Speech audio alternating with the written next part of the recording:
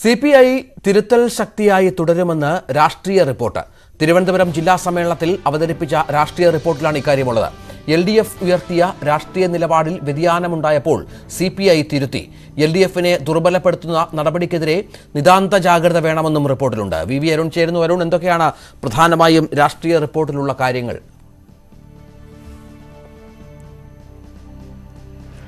ഏറ്റവും പ്രധാനം ഇടതുമുന്നണി ആശയം തന്നെ CPIയുടെ തരുന്ന അവകാശവാദമാണ് റിപ്പോർട്ടിലെ പ്രധാനപ്പെട്ട ഈ രാഷ്ട്രീയ റിപ്പോർട്ടിലെ പ്രധാന പരാമർശം. ബട്ടിണ്ട പാർട്ടി കോൺഗ്രസിലാണ് ഇത്തരമൊരു ആശയം ഉയർന്നു വന്നത്. അതുകൊണ്ട് തന്നെ ഈ മുന്നണി പല പാർട്ടികളിലായി പരസ്പരം പോരടിച്ചു നിന്ന പാർട്ടികളാണ് ഒരു മുന്നണിയായി രൂപപ്പെട്ടത്. അതുകൊണ്ട് തന്നെ മുന്നണിയെ സംരക്ഷിച്ചു നിർത്തേണ്ടത് CPIയുടെ ഉത്തരവാദിത്തമെന്ന ഈ റിപ്പോർട്ട് പറയുന്നു. LDFനെ ദുർബലപ്പെടുത്തുന്ന നടപടിക്കെതിരെ ജാഗ്രത വേണം. സംസ്ഥാനത്തെ കോൺഗ്രസും SDPയും ജമാഅത്തെ ഇസ്ലാമി ഉൾപ്പെടെ വർഗീയ ശക്തികളും ഒരുമിച്ച് നിന്ന് LDFനെ ദുർബലപ്പെടുത്താൻ ശ്രമിക്കുകയാണ്.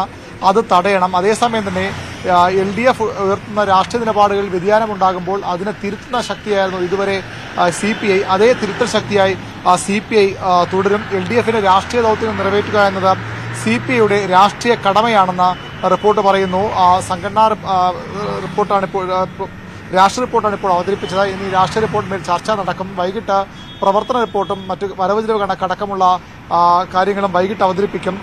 നാളെയാണ് സമ്മേളനം സമാപിക്കുക. രാവിലെ CPI സംസ്ഥാന സെക്രട്ടറി കാനം രാജേന്ദ്രനാണ് തിരുവനന്തപുരം ജില്ലാ സമ്മേളനം ഉദ്ഘാടനം ചെയ്തത്. രഞ്ജിത്ത്, ശരി.